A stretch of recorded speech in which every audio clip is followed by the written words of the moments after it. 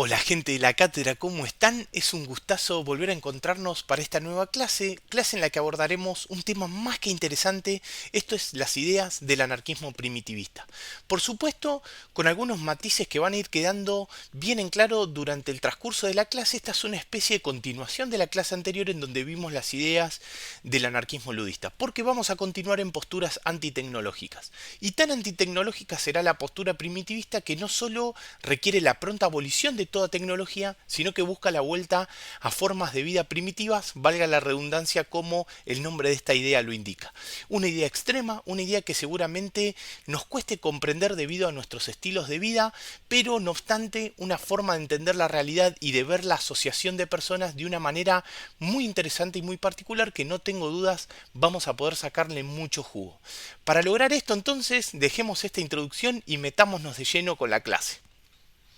A pesar que en las costas rioplatenses ya empieza a hacer bastante calorcito, no se puede ni hacer ni escuchar una clase sin un buen mate, así que mate en mano y a empezar. En forma de introducción, comencemos a desgranar el primitivismo en modo de panorama general, caracterizando algunas de sus ideas principales. Podemos comenzar diciendo que, y en línea con lo que vimos de las ideas ludistas, el anarquismo primitivista es una corriente que se enfoca en cuestionar y rechazar a la civilización industrializada por dos razones bien particulares, una de índole específica de las cuestiones humanas, otra referente a las cuestiones de la naturaleza. Por lo tanto, se rechaza la civilización industrial por destacar las consecuencias que ésta va a tener en la libertad individual por un lado y en el medio ambiente por el otro.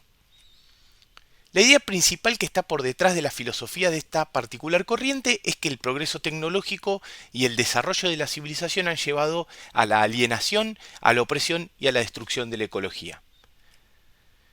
Los primitivistas van a argumentar que la sociedad moderna, con su dependencia a la tecnología, a la división del trabajo y a la propiedad privada, han creado una serie de problemas sociales y ambientales.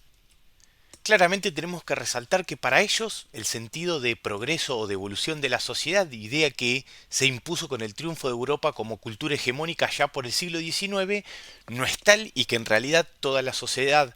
que surgiera posterior a lo que nosotros consideramos como prehistoria reviste la calidad de sociedad alienada y por ende desechable o en su defecto combatible,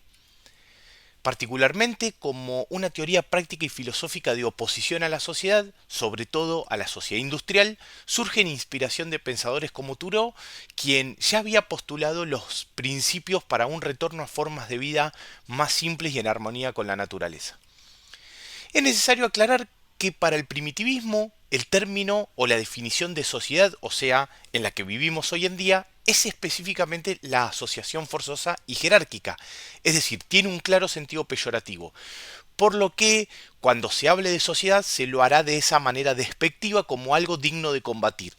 En este sentido, el primitivismo, aceptando la naturaleza asociativa de nuestra especie, avalará formas de asociación siempre que éstas sean no forzosas y horizontales. Vale decir con esta aclaración que el primitivismo está incluido en la esfera de la tendencia individualista del anarquismo. Es justamente el carácter de forzoso el que distorsiona la vida del humano y lo separa de su propia naturaleza. En este sentido, van a sostener que justamente una de las grandes consecuencias negativas de la sociedad contemporánea es la desconexión de los seres humanos con la naturaleza, tanto con la propia como con la de su entorno, generando entonces una serie de crisis que van a amenazar la libertad y la propia supervivencia de la humanidad como especie. Como de costumbre, hagamos un breve repaso por el contexto histórico en el cual se dio forma a la idea primitivista. Uno de los principales antecedentes lo vamos a encontrar en la tradición del pensamiento anarquista y ecologista. Ya pensadores como Kropotkin y como Reclus fueron sentando las bases para una visión, digamos, anarquista de la ecología, argumentando que tanto la libertad humana como la salud del medio ambiente están intrínsecamente relacionadas. Por supuesto, vamos a tener una clase en particular del anarquismo ecologista, enfocándonos sobre todo en la vida de Elisée Reclus. Ya a fines del siglo XIX se establece el anarquismo naturista, que al tiempo que defiende las ideas ecologistas y la vida en pequeñas ecoaldeas en lugar de las inmensas ciudades, en sentido similar a lo que vimos en las ideas preliminares del primitivismo y a lo que planteábamos cuando vimos la descentralización radical de la sociedad, También van a sostener la cultura del vegetarianismo y el nudismo, entre otros aspectos. El naturismo entonces también va a operar como un antecedente a estas ideas primitivistas. De más está decir que este último va a ir mucho más a fondo en la ruptura con las formas de sociedad actuales. En paralelo, y tal como vimos en profundidad en la clase anterior, la crítica a la civilización industrializada ya estaba conformada en el movimiento ludista y fue de alguna manera reeditado o recuperado por los movimientos de contracultura de los años 60 y 70. En esa línea de ideas, movimientos ecologistas van a ir poniendo en tela de juicio los valores de la sociedad moderna y van a ir proponiendo un retorno a una vida más simple y en armonía con la naturaleza. Vale aclarar entonces que el primitivismo está enmarcado en lo que denominamos movimientos ecologistas, pero una subcategoría más precisa que sería la del ecologismo radical. Estos antecedentes entonces se amalgamaron dando génesis a las ideas anarquistas primitivistas. Independientemente de este pequeño contexto histórico, es necesario remarcar que hay un hito de extrema relevancia para el primitivismo, que es el que le da la conformación o la definición específica de su marco teórico. Esto es el escrito de John Zerzan, un destacado teórico y activista primitivista, filósofo y antropólogo norteamericano que publicó Futuro Primitivo y otros ensayos en el año 1994, en el que se va a desarrollar una crítica profunda a la civilización industrial y abogó, por supuesto, por un retorno a las formas de vida primitivas con un desarrollo muy detallado y minucioso antropológico de las formas de vida tanto de los sapiens arcaicos como de los neandertales. Por supuesto, vamos a extendernos un poco más sobre el texto de Zerzan en un ratito nomás. Ni que decir que si bien en el texto Futuro Primitivo hay una argumentación sólida, no deja por eso de ser un texto muy polémico y que ha recibido numerosas críticas. Por ejemplo, un capítulo entero del texto Anarquismo Social o Personal de Murray Bookchin, que por supuesto les voy a dejar en la bibliografía para que después la puedan analizar. En breve entonces vamos a retomar el tema y lo vamos a profundizar. Vamos entonces a desarrollar de manera más específica los principios del anarquismo primitivista para poder entender de mejor manera sus críticas y sus propuestas alternativas. Van a rechazar la tecnología alienante, van a criticar profundamente a la tecnología que separa a los individuos de la naturaleza y promueve una dependencia y dominación. Consideran que esa tecnología moderna, en lugar de liberar a los seres humanos, los ha alienado de su entorno natural y ha creado relaciones de poder desiguales. Podemos ver una clara sintonía con las ideas ludistas, que tal como vimos en el contexto histórico, resultan ser una fuente directa de las ideas primitivistas. En lo que es el punto más importante de la teoría, pero al mismo tiempo de los más polémicos, proponen un retorno a la vida tribal. Nos van a proponer la vida en comunidades pequeñas, ya que de este modo será posible la descentralización radical y al mismo tiempo promover relaciones interpersonales basadas en la cooperación y en la autonomía.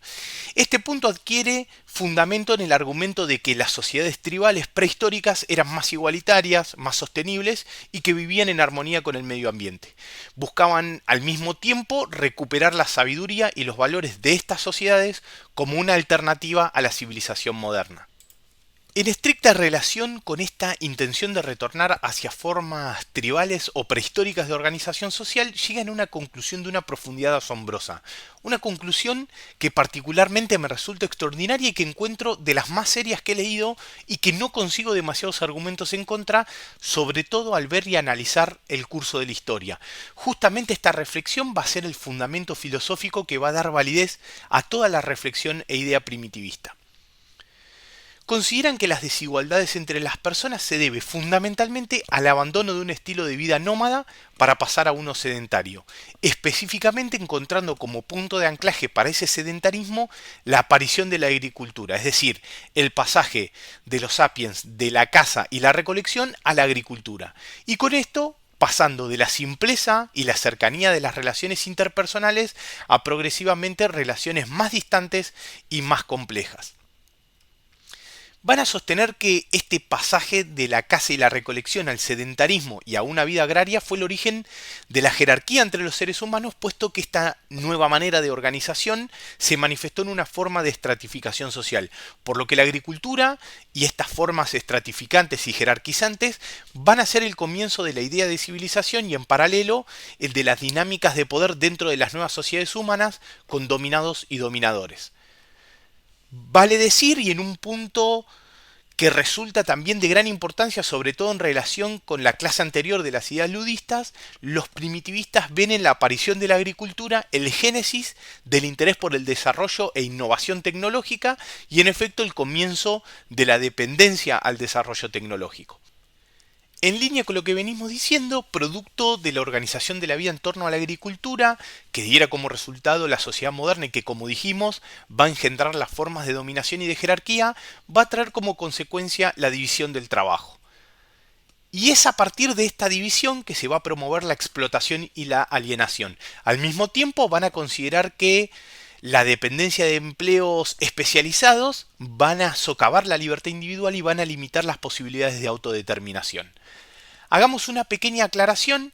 A esta postura se le va a criticar ferozmente una mirada romántica de la vida precivilizatoria. Pero el primitivismo no desconoce que aún en esos pueblos originarios había figuras de autoridad como pueden ser los jefes de las tribus. No obstante, una gran diferencia se da con las figuras de autoridad actuales, como pueden ser los de la democracia representativa o las del comunismo autoritario, y es que esos jefes precivilizatorios eran jefes entre pares, es decir, que el jefe no está separado de la comunidad, no se dedica a dar órdenes y que otros las cumplan, sino que forman parte de todas las decisiones que se tome. Sale a cazar con la comunidad, lucha junto con la comunidad, come, vive y duerme junto con toda la comunidad. Y si la vida tiene que volver a instancias precivilizatorias, a la vida nómade, los cuestionamientos de la propiedad privada no se hacen esperar. Esta es una cuestión de sumar algunos de los ítems que fuimos viendo, si se vuelve a costumbres nómadas, si rechazamos la agricultura y todas las consecuencias que dijimos que trajo a las relaciones humanas, van a rechazar la propiedad privada. No es tanto el rechazo a la propiedad privada por sí misma, sino porque ésta no tiene forma de existir en una vida primitiva.